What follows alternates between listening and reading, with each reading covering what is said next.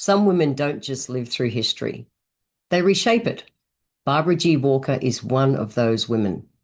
Born in 1930, Barbara has spent a lifetime weaving wisdom through yarn and words. She is a researcher, lecturer, and author of 24 books spanning comparative religion, mythology, symbolism, feminism, and even knitwear design. Her research is vast, meticulous, and daring, drawn from decades of studying comparative religion, archaeology, linguistics, and ancient myth. Barbara's work bridges academic rigor with intuitive insight, unearthing the buried stories of feminine divine that history tried to erase. She read the world's sacred texts not just for what they said, but for what had been silenced, restoring context, symbolism, and balance to centuries of patriarchal narrative. She's redefined the virgin, mother, and crone, not as myths, but as mirrors of the divine feminine within all of us. From her revolutionary Knitting Treasury series to her fearless feminine classics, The Skeptical Feminist, The Crone, and her groundbreaking Women's Encyclopedia of Myths and Secrets, which was named Book of the Year by the London Times, has inspired generations to rediscover the sacred feminine. She's received numerous honours, including the Humanist Heroine of the Year and Women Making History Awards, and is celebrated as one of the world's great free thinkers. Now at 95, her light still guides generations of women to think, question, and rise. It's an honor to share this conversation with the extraordinary Barbara G. Walker. I have decided with this podcast to leave the little bit of chat that I had with Barbara before we got started because I think it's gold. So before we get into the guts of what the podcast is, just listen along. I promise it's worth it. Well, hello from the future. It is Thursday morning here. Isn't it crazy that I'm in the future? Yeah. It just amazes me. It's so good. Thank you. Technology can be really challenging, and I really appreciate your time and You enjoy the crone. I'm a genuine crone. I am 95 years I old. know. I know. And, It, oh, you know that. I know Okay. very much know that you're a crone, a genuine crone. That's why I wanted to speak to you. Okay. Well, Yeah. I'm told by caretakers who look after me Mm. that most people in their 90s are a little bit crazy, not quite all there, and have all kinds of physical problems. I do have physical problems, but for the rest, I'm still pretty much there. So I think you're awesome. Got to I give. enjoy your work. It's beautiful. Thank you. Thank you. I think I wrote in one of the emails, I started to lose hope at the start of this year when some interesting things were done in your politics over there. And I thought I Mhm. can either, because I've been fighting for women's rights and gay rights, because I'm gay for over 40 years. And I thought I can lay down and give up or keep fighting. And so the podcast comes out of me wanting to spread the wisdom of you elders Yeah. even louder. May So, I ask you, what is your age? yeah, I'm 64. 64. Well, you're getting on there. Yeah, I am. I am. I've been a naturopath for nearly 40 years. I work at Staying Well. I want to be bloody 95 Uh-huh. and kicking the butts of the youngins to tell them to wake up like you do. Reading your work just blows my brain. Like, Well, that's you're nice very to cool, hear. Barbara. Thank you. Do they And you've sell got my books in Australia? we have to order those things through something like Amazon and they get shipped from Uh-huh. America. Anything like that just, takes a week or two to get here. But yeah, we can totally get your books. And I will put a link in the show notes. I'll put a link to your website because your papers that you've got on your website need to be read. So I am so excited to have you here this morning, Barbara. It is a pure delight for me. You are, if I think of someone that embodies the crone, you are her. And I sent you some questions in advance, and you've kindly agreed to write an essay to make sure that we answer everything. So I'm going to hand it over to you to share your wisdom with the women that are listening to this podcast today. It's all yours. Thank you. It's very nice of you to invite me. What I have to say is important for women today to realize that for many centuries, they have been the victims of the world's most perfect scam, a belief system that has been repeatedly drilled into them from childhood. Even after Santa Claus and the Tooth Fairy are long abandoned by sneaky organizations controlling the world's richest source of tax-free money, religion, promises that after death you will continue to see without eyes, hear without ears, feel without a nervous system, think without a brain. Unlike every other living thing, a human being is supposed to continue living after it dies. No real proof of this impossibility is ever offered, but proof is not needed. Those rich organizations base their super successful business on mere words, which make promises of eternal happiness for the obedient and terrified of threats of eternal agony for the skeptics, even when the nerves required to feel pleasure or pain are not there. A number of ancient societies maintained that the bliss of heaven was a perpetual orgasm, but Christians' asceticism furiously contradicted any such beliefs. The religion business profits by inventing numerous occasions to enter a house of worship, and every occasion involves giving money. The alleged gods watches to make sure you don't skimp, just as he listens and watches hundreds of millions of other human activities every minute. Patriarchy, the system whereby the deity became a solitary male, came late in human history. Obviously, previously, all human societies believed in a supreme mother goddess who was able to give birth to the world, because they saw only females having the power to create life. The usual assumption was that women made their children out of their own blood, because during a pregnancy, it stopped flowing with the phases of the moon and stayed within the body to build a child. The mother created the family. We still speak of blood relatives for this reason. Early religions claimed that all life was created from the legendary ocean of blood, or Red Sea, that was the universal womb of Mother Earth. Early calendars were menstrual, which means of the moon. What?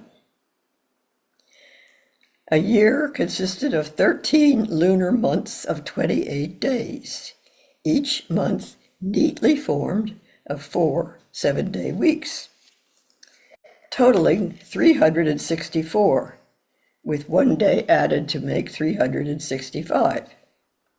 That's why folk tales often speak of a year and a day as a sacred period. Patriarchy sought to promote the sun god over the moon goddess and broke up the 13th month into 2 or 3 days period scattered through the 12 remaining solar months, which didn't really work out, so leap years had to be added. The 13th month was thereafter taboo, which is how number 13 became unlucky. It seems that women continued to cling to the old ways, honoring goddesses and their own blood magic. A girl's first menstruation was celebrated with a religious ceremony. Men continued to envy female blood magic and tried to make it happen for adolescent boys by the usual process of ceremonial imitation, causing a boy's genital bleeding by way of circumcision. No matter how many times repeated, this magic still failed to work. Because it is important to the riches of religious institutions, ceremonial magic is seldom completely abandoned. Therefore, circumcision was transferred to infancy and still considered essential to the future proper functions of a male. And yet the adolescent ritual remained and evolved into the bar mitzvah. More recently, the Jewish religion's envious imitation has gone in the other direction, created a new ceremony for girls called the bat mitzvah. Among the numerous gods and goddesses of mythology, father gods began to be recognized as more powerful when it was claimed that males could contribute the spirit of the developing embryo. As the Bible puts it, he went in unto her and she conceived and bare a child. Spermatozoa were still unknown, but the Catholic Church maintained for many centuries that the child's soul was in the semen, and female blood was no longer magical. Of course, the complex human ovum was not discovered until the 20th century. The medieval Catholic Church was particularly vicious toward women. It claimed that all women were born evil because Mother Eve was the source of original sin. She ate an apple. Menstrual blood became the curse, never to be touched by a man. Sexual intercourse was dangerous, and men of the church were commanded to be celibate. Not that they all were. Married men were told not to have intercourse for pleasure, but only to beget children. And women were not to enjoy sex at all. In Islam, women were surgically deprived of sexual pleasure by amputation of the clitoris, described as female circumcision. But it was actually comparable to penile amputation. It is still practiced today. During the miserable 6 centuries of the Inquisition's grip of Europe, when more than 9 billion recorded women were tortured and murdered by the church, the clitoris was described as a devil's teat. Even women seemed anxious to deny its existence. Those who learned to enjoy its function were beyond secretive. Christianity took 9 centuries to become full established in Europe, and during these so-called Dark Ages, it still coexisted with paganism. The rival religions, with their featured mother goddesses, continued to be followed, especially by the older women, the crones, a term similar to crowns and formerly referring to priestesses of the elder faith. They were the wise women whom common people usually consulted for religious instruction. A female was often perceived as a trinity of her 3 ages: premenstrual virgin, fertile mother, and postmenopausal crone, or daughter, mother, and grandmother. The Christian Trinity copied the idea by supplying a Holy Ghost third party, which was originally female, to make father, mother, and child, but the female third was later masculinized, and the Mother Mary was not allowed to be so angelic. Of course, the church perceived the older priestesses as a threat and worked hard to develop enough political power to declare them witches and all kinds of matriarchal magic the crime of witchcraft.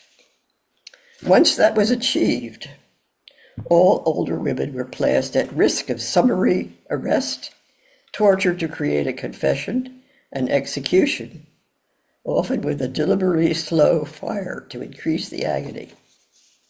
In some areas, multiple public executions were regularly scheduled. There was a strong element of sadism in this anti-pleasure system of belief. The highly honored St. Thomas Aquinas wrote that one of the greatest pleasures of the faithful souls in heaven will be a perfect view of all the tortures of the damned. Martin Luther recommended that wife beating, provided it didn't prevent the woman from working, was recommended. Most encouraging was the rule that the church seized all the property of a victim of the Inquisition, just as the Nazis later seized the property of all arrested Jews. The centuries of the Inquisition helped to make the Catholic Church the richest organization in Europe. Women today need to be made aware of this history, despite the Church's continual efforts to suppress it. My developing anger about these facts helped me to probe deeper and challenge more when I realized to what extent the religion industry still maintains a lot of these insupportable claims and cover-ups. Nowadays, it seems that female spirituality is often regarded as some kind of nonsensical hoo-ha because its real origins are largely obliterated. We need to probe through the lies of modern religion and rediscover an earth-centered system of truths that don't so pretend to inflate the human soul into a false reality, and so overemphasize maleness above femaleness in a species where both need to exist in mutual cooperation. That is my essay. Mic drop. We are meant to exist in mutual cooperation. It's crazy, isn't it? It's crazy. You've been working in this arena for so long, researching. You have this essay. You can send it out to by computer. I promise I'll spread it wide. I will put the whole thing on my website, the whole bit. Barbara, I'm curious, if you could go back to your 18-year-old self at 95 and the wisdom you have now, what would you say to her? At what age? 18, about 18. What would you say to your younger self? My youngest self? Yeah. How much younger? 18 years old. 18? Yeah. Well, I could do it even before that. All right. What would you say Back to yourself? to age 6. Okay. When my beloved dog died. And our local minister came to visit my mother. And I asked him to tell me how I would meet my dog in heaven. And he said, animals can't go to heaven. Only humans go to heaven. So there'll be no dogs in heaven. And I was furious. I said, I hate God. And I ran away crying. My mother, who was embarrassed, made me come back and apologize. But I didn't mean it. Not for a minute. No. Right then, I started doubting everything that I was told about religion, heaven. And if there weren't going to be any animals there, I didn't want to go there, I said. So that was the beginning. It was very early.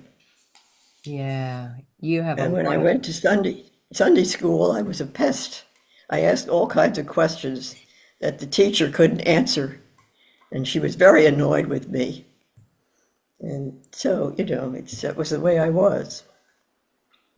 My mother kind of felt bad about it, but I couldn't help it. I doubted. Do you think women need to question more? Absolutely. Yeah. For the thought of women worshiping a single male god without a female figure at all is ridiculous. Because, males alone don't create life. Females create life. They give birth. Yeah. And the semen really doesn't have a soul, even if the church claims so. So I think we have a long way to go. We do. Well, I promise to carry on your work. I promise to question, to use my voice to help keep spreading the wisdom of women like you. Good. It's important. Thank you for your So time. you're very welcome. Thank you for Best your of luck wisdom. to you. Thanks, Barbara. Have a wonderful rest of your day. Big love You and too. appreciation. Bye-bye. See you later.